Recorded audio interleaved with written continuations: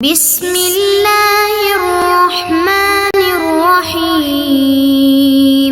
بسم اللہ الرحمن الرحیم۔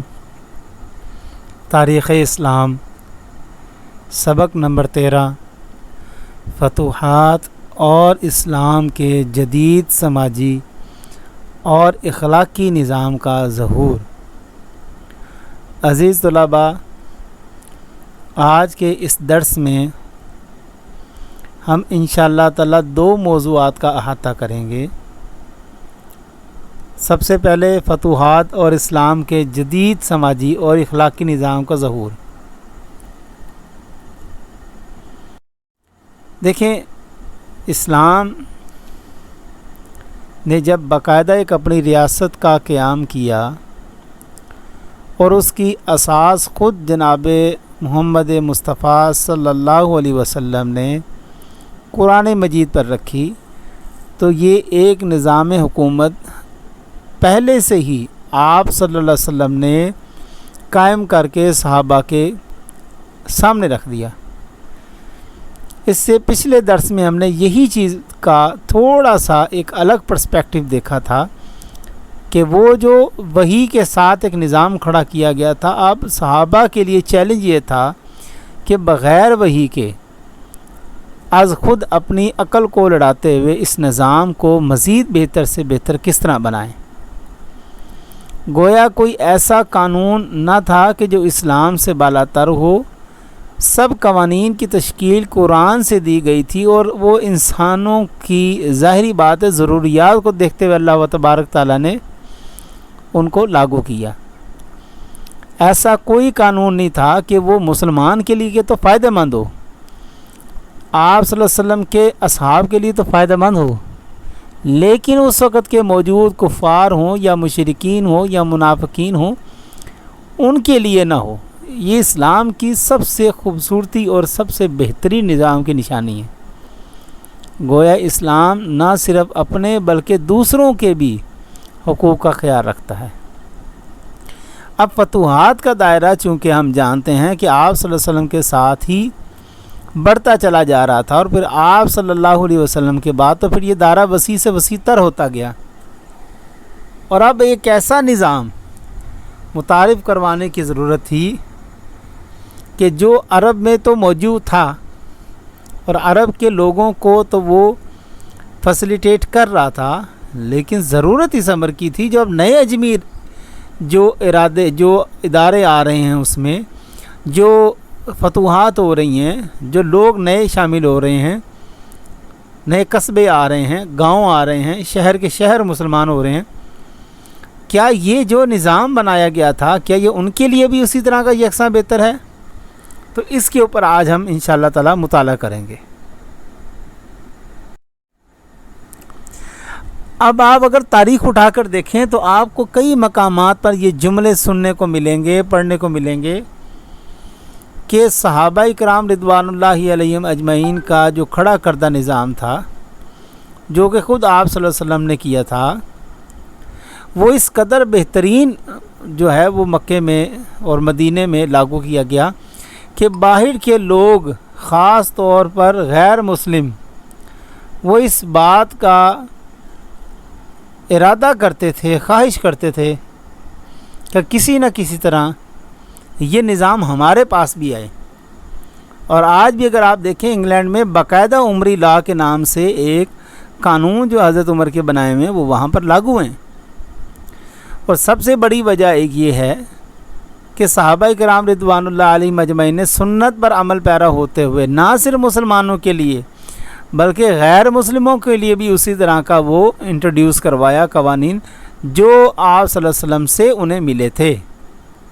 جاہلانہ نظام کی تبدیلی میں اسلام کا کردار، یہ وہ دوسرا موضوع ہے کہ جو آج ہم اسی لیکچر میں، اسی درس میں انشاءاللہ تعالی اس کا بھی احاطہ کریں گے۔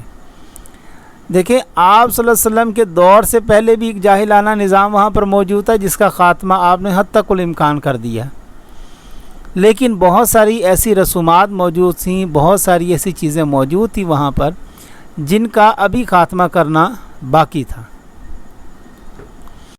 علامہ ابن خلدون کا قول جو ارسطو کے مقابلے میں آتا ہے، وہ ہم سب جانتے ہیں کہ انسان معاشرے میں رہنا پسند کرتا ہے، گویا وہ مل جل کر زندگی بسر کرنے کا ایک فطری رجحان اور دائیا اس میں پایا جاتا ہے۔ ایسا نہیں ہے کہ وہ ہر انسان اٹھ کے جنگلوں میں چلا جائے۔ خاندانی نظام اللہ تعالیٰ نے بنایا ہے، قبیلے بنائے ہیں، خاندان بنائے ہیں، ذات پات، یہ تمام معاملات ایسے ہیں کہ انسان لوگوں میں رہنا پسند کرتا ہے۔ انسان ایسا نہیں ہے کہ اٹھ کے جنگل میں چلا جائے، وہ کہے گا میں یہاں پہ بڑا خوش ہوں۔ وہ اپنی ضروریات کی تکمیل کے لیے دوسروں کا محتاج ہوتا ہے۔ اور یونانی فلاسفر ارسطو نے 2500 سال قبل یہ بات کی تھی کہ انسان جو ہے وہ معاشرتی حیوان ہے، وہ معاشرے کے بغیر گویا زندہ نہیں رہ سکتا۔ اب آپ دیکھیں، ہر انسان کو اگر آپ پہاڑ کی چوٹی پہ کھڑا کر دیں تو حقیقت میں زندگی جو ہے وہ الجھن ہو جائے گی، بور ہو جائے گی۔ کیسے انسان زندگی گزارے گا؟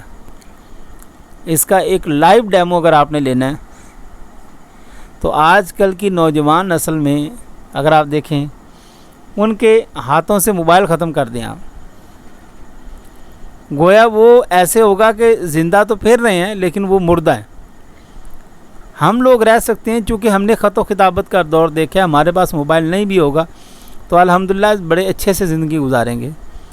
لیکن جس نوجوان نسل نے اس ماحول میں آنکھ کھولی ہے، اب تو وہ نہیں رہ سکتے اس موبائل اور انٹرنیٹ کے بغیر۔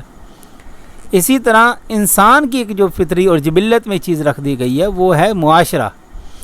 گویا وہ مل جل کے رہنے کو زیادہ پسند کرتا ہے، اس کا دل لگا رہتا ہے، اس کو نئے سے نئے ذہن میں آئیڈیا آتے ہیں، نئی سے نئی چیزیں ہوتی ہیں۔ تو اس کے بارے میں علامہ ابن خلدون فرماتے ہیں کہ افراد انسانی کا اکٹھے مل جل کر رہنا ایک ناگزیر امر ہے، اور یہ حقیقت ہے جسے اہل علم اس طرح بیان کرتے ہیں کہ انسان پیدائشی طور پر مدنیت پسند ہے۔ گویا وہ مدنیت پسند جو ہے ان چیزوں کو وہ اس طرح کی زندگی پسند کرتا ہے۔ ارسطو کے فلسفے کو علامہ ابن خلدون نے اپنی اس 1.5 لائن کے اندر پورے فلسفے کو سمیٹ کے رکھ دیا۔ انسانی معاشرہ اور قرآن مجید۔ قرآن مجید نے انسان اور معاشرے کے متعلق بارہا کئی مقامات پر پیش گوئیاں کی ہیں، لیکن یہاں پر اللہ تبارک تعالیٰ نے ارشاد فرمایا وَمِنْ آيَاتِهِ أَنْ خَلَقَ لَكُمْ مِنْ أَنفُسِكُمْ أَزْوَاجًا لِتَسْكُنُوا إِلَيْهَا وَجَعَلَ بَيْنَكُمْ مَوَدَّةً وَرَحْمَةً إِنَّ فِي ذَلِكَ لَآيَاتٍ لِقَوْمٍ يَتَفَكَّرُونَ۔ اور اس کی نشانیوں سے ہے کہ تمہارے لیے تمہاری ہی جنس سے جوڑے بنائے گئے کہ ان سے آرام پاؤ، اور تمہارے آپس میں محبت اور رحمت رکھی ہے، بے شک ان میں نشانیاں ہیں دھیان کرنے والوں کے لیے۔ گویا رشتے بنتے ہیں، بیوی ہے، پھر بچے ہوتے ہیں، ان کے ماموں ہوتے ہیں، چاچو ہوتے ہیں، خالائیں ہوتی ہیں، پھوپھیاں ہوتی ہیں، پھر نانا ابو ہوتے ہیں، دادا ابو ہوتے ہیں، نانی ہوتی ہے، نانا ہوتے ہیں۔ یہ تمام رشتے بنتے ہیں اور انسان ان کو بخوبی نبھاتا ہے اور اپنی زندگی ان کے ساتھ بڑے اچھے سے گزارتا ہے۔ ایسا اگر آپ دیکھیں کہ ایک شخص جو شادی شدہ ہے، بیوی بچے ہیں اس کے، اگر آپ اٹھا کے اس کو جنگل میں رکھائیں تو وہ شخص تو مر جائے گا، وہ تو زندہ ہی نہیں رہ سکتا، کیونکہ اس کے خاندانی نظام کی باقاعدہ اس کی فطرت میں یہ چیز رکھ دی گئی ہے۔ گویا ثابت ہوتا ہے کہ اسلام ایک عالمگیر دین ہے، اس لیے اس نے جہاں زندگی کے تمام اسالیب پر اثر ڈالا وہاں معاشرتی نظام کو بھی متاثر کیا اور اس نظام کو بدل کر رکھ دیا جو اس سے پہلے نہیں تھا۔ جیسا کہ بیٹیوں کو مار دیا جاتا تھا، یہ خاندانی ساخت تھی جس کو انہوں نے خراب کر کے رکھا ہوا تھا۔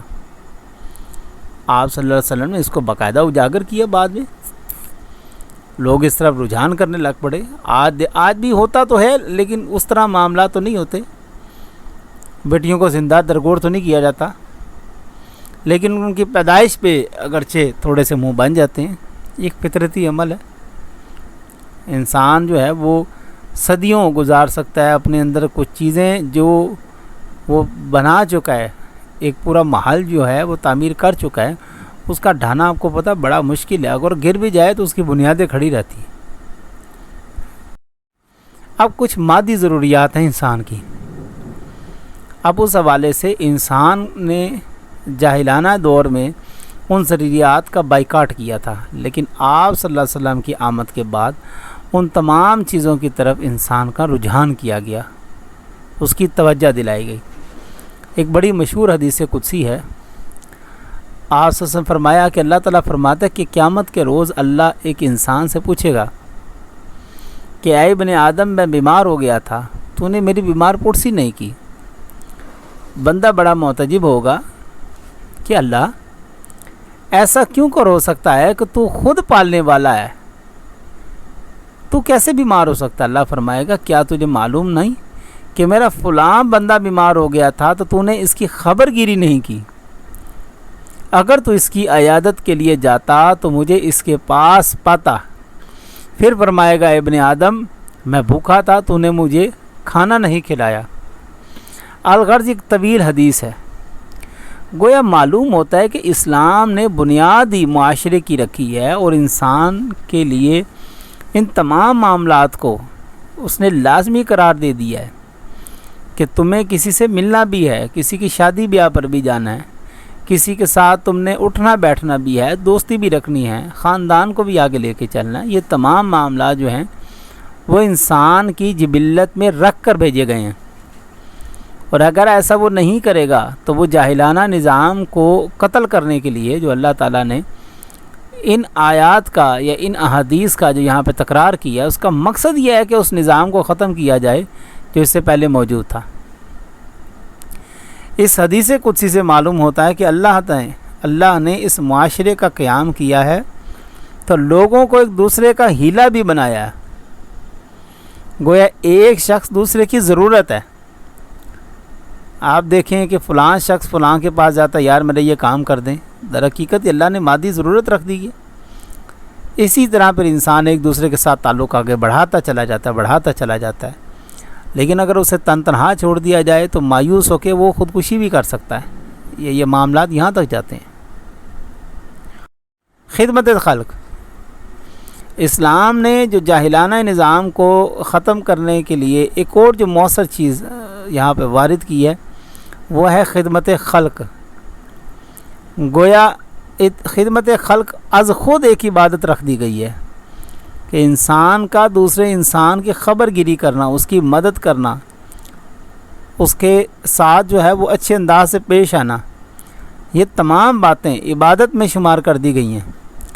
بلکہ دیکھیں جو بندہ عیادت کے لیے جاتا ہے، جب وہ گھر سے نکلتا ہے اور جب تک واپس نہیں آتا، ملائکہ اس کے لیے دعا کرتے ہیں۔ اور قرآن مجید میں جہاں تخلیق انسانی کا مقصد عبادت کو قرار دیا گیا، وہاں عبادت میں خدمت خلق بھی داخل ہے۔ اس لیے دیگر عباداتوں کی طرح یہاں بھی دنیاوی اغراض پر نظر رکھنے کی بجائے اخروی اغراض پر ہی نظر رکھنے کی ضرورت ہے۔ گویا اگر میں آج کسی کی مدد کروں گا تو مجھے قیامت والے دن اس کا فلاں اجر ملے گا، آج کسی مقروض کا قرض اتاروں گا تو مجھے فلاں اللہ تعالیٰ اس کے بدلے یہ اجر دے گا۔ دیکھیں دنیاوی کام تو کرنا ہی ہے، اگر اس کی نیت اچھی کر لی جائے تو وہ زیادہ بہتر بن جاتا ہے، ورنہ سخی ترین شخص کو منہ کے بل گھسیٹ کر جہنم میں پھینکنے کی وعید حدیث کے معتبر کتابوں میں موجود ہے، اور یہ تقریباً ہر شخص نے پڑھی ہوئی ہے۔ ایک عالم کو بھی بھیجا جائے گا، ایک متقی کو بھی بھیجا جائے گا، ایک شہید کو بھی بھیجا جائے گا۔ یہ تمام وہ لوگ ہوں گے جو محض اپنی ہی ذات کے لیے کرتے رہے ہیں، اللہ کی رضا کی خاطر یا لوگوں کی خدمت خلق کی خاطر انہوں نے یہ کام نہیں کیا۔ لیکن اس سے یہ بھی معنی ہرگز نہیں ہے کہ خدمت خلق کے نتیجے میں حاصل ہونے والے دنیاوی مفادات کو اسلام ناپسندیدگی کی نگاہ سے دیکھتا ہے، بلکہ دیکھیں آپ اگر جائیں گے کسی کا فائدہ کریں گے تو اللہ نے اس کے عوض میں آپ کا بھی کوئی فائدہ رکھا ہوگا۔ گویا ہمیں معلوم نہیں ہے، نظر نہیں آ رہا، لیکن ایسا ممکن نہیں ہے۔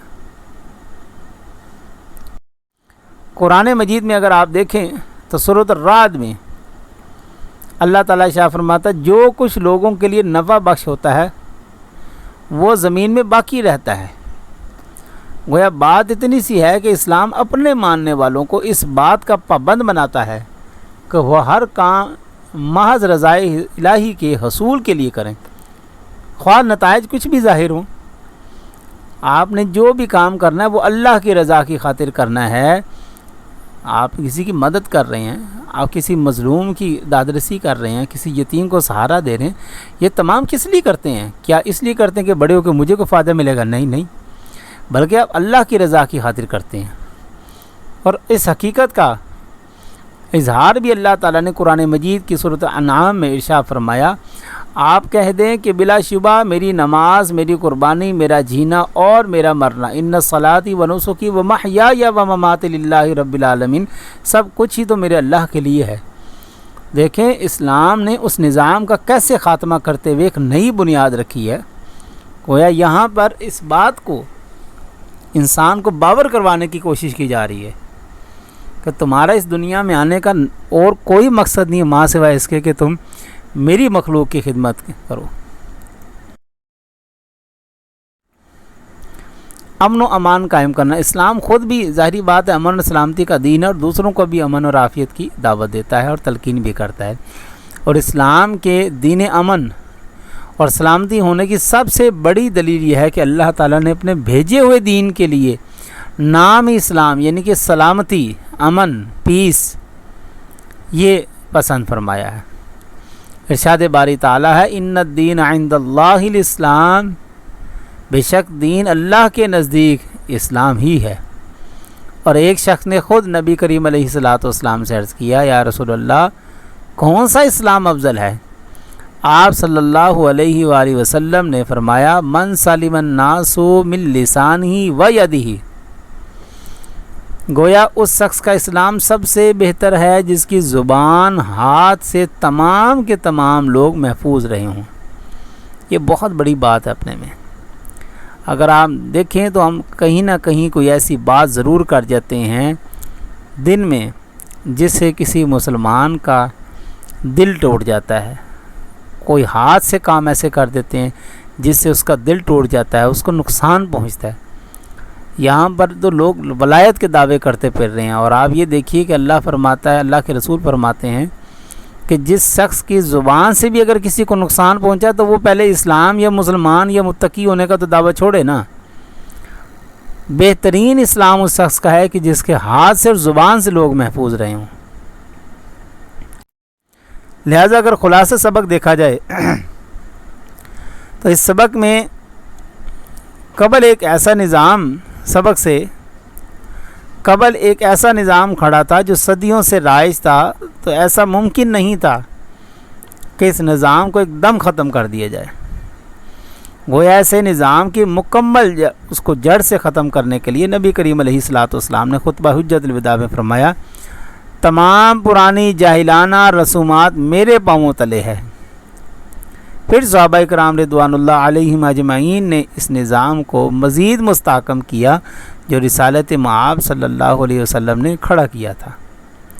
اگرچہ اس زمانے کی بہت سی رسومات کسی نہ کسی صورت میں آج بھی ہمارے ہاں موجود بھی ہیں، لیکن اسلام نے اپنے قیام امن سے یہ بات ظاہر کر دی کہ سب سے بہترین نظام اسلام ہی ہے۔